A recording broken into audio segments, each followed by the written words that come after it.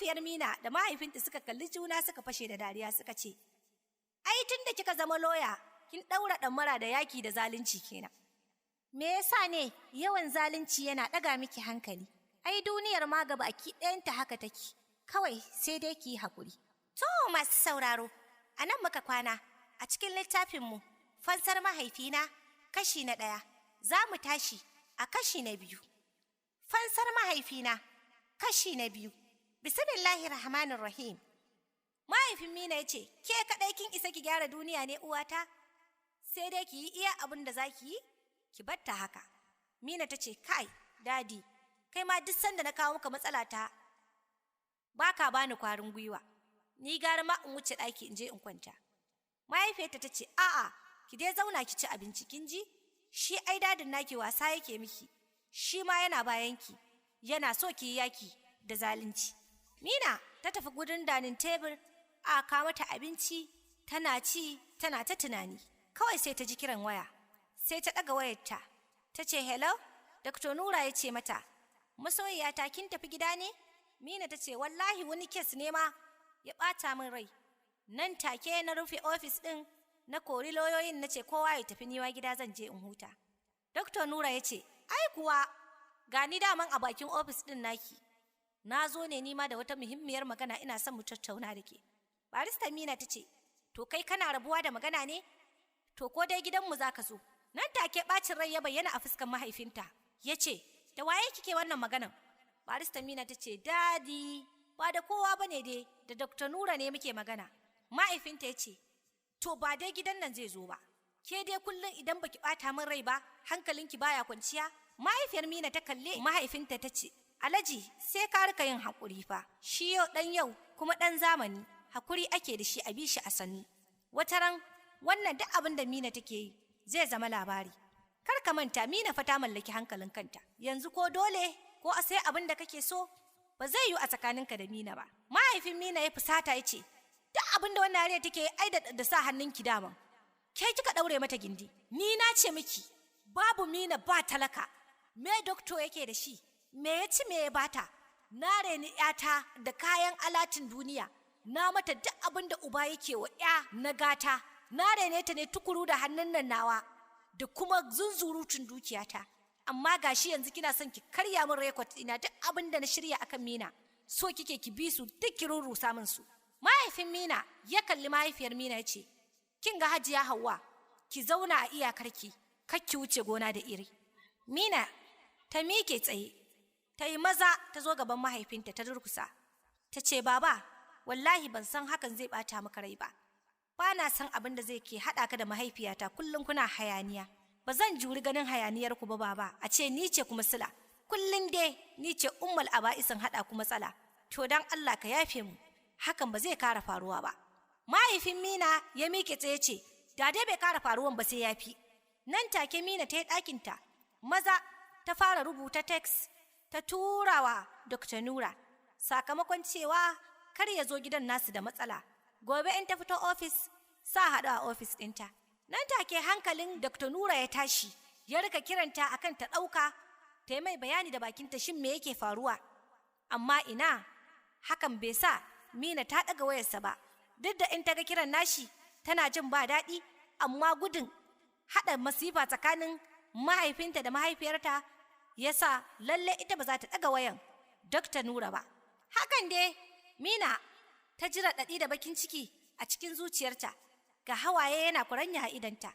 Ta yi kokari ta danne zuciyarta ta yi control ɗin rayuwarta ta kwanta har barci ya ɗauke ta. Ko da safiya ta yi gari ya waye, Mina ta tashi ta yi wanka ta yi brush. Ta zo kan dining table ta samu mahaifinta da mahaifiyarta suna zaune, suna jiran ta zo a kawo abinci su yi karin kumallo. Mina ta ce, sannunku, ta durkusa a gaban mahaifinta da mahaifiyarta ta ce, Dadi, Momi, ina kwananku? Mahaifinta ya juya ya kalli Mina ya ce, ‘yata, Allah ya miki albarka, ‘yar arziki irin albarka, sanninki kin ji, da fatan ke ma dai kin tashi lafiya. Mina ta yi dariya ta yi murmushi ta ce, Dadi, lafiya kalau na tashi.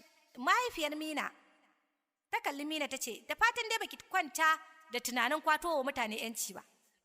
Mina ta rungume mahaifiyarta ta baya ta ce, Mina ta ce, to, ya za a yi in rabu da irin wayannan? sai dai in kwanana ne ya kare. Mahaifiyar Mina ta ce, to zagaya ki ci abinci. Barista Mina suna cikin karin kumallo, sai ta kalli mahaifinta, ta kalli mahaifiyarta ta ce, Dadi, Momi, don Allah a taya ni da addu'a, yau ina son zan je Abuja. Nan take mahaifin Mina ya aji cokali, ya ce da ita, menene yake faruwa a Abuja? Me zai kai ki Abuja, Mina? Mina ta yi murmushi ta ce, ku kwantar da hankalinku, wannan kes ɗin ne dai da na faɗa muku jiya. Shi ne zan bibiyi kes ɗin an ce an kai yaron Abuja. Mahaifin Mina ya ce, ki taka a sannu ‘yata, don Allah ki kula da kanki, kuma ki mai da hankalinki akan aikinki. Ki min alkawari za ki je ki dawo ba tare da kin ɓata min rai ba. Kuma ban san in ji labari kin je da wancan matsiyacin. Nan take Mina ta ji ba daɗi a ranta, da yake kiran masoyinta Dr. Nura a matsayin matsiyaci. Kuma ita ba ma akan Dr. Nura kaɗai ba, ita ɗan adam ma ba ta son ta ga attajiri yana wulakanta talaka, ko kuma mai matsayi yana wulakanta na kasa da shi. To yayin da ta ga haka, Mina takan jin rashin daɗi a cikin zuciyarta. Amma haka Mina, saboda biyayyanta, ta danne wannan rashin jin daɗin, ta kalli mahaifinta ta yi murmushin dole, ta ce, insha Allahu, Dadi, hakan ba zai faru ba. Mahaifin Mina ya ce, kina da bukatan wasu kuɗaɗe ne? Mina ta ce, a'a, Dadi, ina da kuɗi, kawai ina dai bukatan addu'arku. Mahaifinta ya ce, ban yadda ba ki je garin da ba naki ba, a ce baki da kuɗi isassu a hannunki. Maza mahaifin Mina ya rubuta mata cek ta miliyan 1 ya bata, ya ce, inda wata damuwa ki gaggauta, ki yi saurin kirana, ki sanar da ni. Mina ta ce, na gode Dadi, bari in je in kimsa a ciki, ba ni kaɗai zan je ba. Muna tare da wani loya na da zai raka ni mu bibiyi kes ɗin nan. Mina ta zo ta rungume mahaifiyarta, Hajiya Hauwa ta ce, Mama, ina bukatan addu'arki, kuma ki zauna cikin nutsuwa, ki kaddara cewa ‘yarki Mina za ta je ta dawo cikin koshin lafiya. Mamarta Hajiya Hauwa ta kalli barista Mina ta ce, ina fatan haka ‘yata, kuma hakan zai kasance bi izinillahi ta'ala.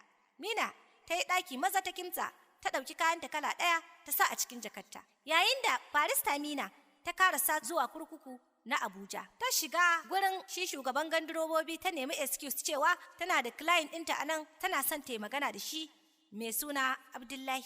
Aka ba ta izinin shiga ta gan shi. Abdullahi yana tare da wani tsoho dattijo wanda ya kai kimanin shekara 70 ko dai 60, suna tare a cikin kurkukun a guri ɗaya a zaune. Barista Mina ganduroba ya raka ta, ya sa ta cikin kurkukun, ya kawo mata kujera, ya ajiye mata akan su keɓe da shi client ɗinta su yi magana. Barista Mina ta kalli shi wannan yaro ta ce, sunana Barista Mina, daga Kano nake, ni ce zan fara bibiyan wannan kes ɗinka.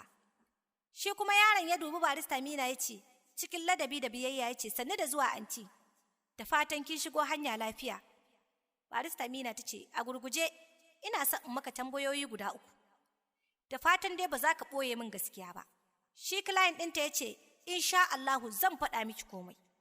Barista Mina ta ce, menene makasudin zuwanka nan? Na 1.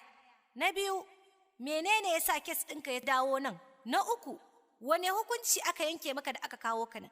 Shi yaron ya ɗaga ido ya kalli Barista Mina, ya fashe da kuka, ya ce, ba a yi min hukunci ba. To masu sauraro, a nan muka kwana a cikin littafinmu Fansar Mahaifina, kashi na 2. Sai mun kara haɗuwa da ku a kashi na 3. Ni Jamila Ali Baba, ina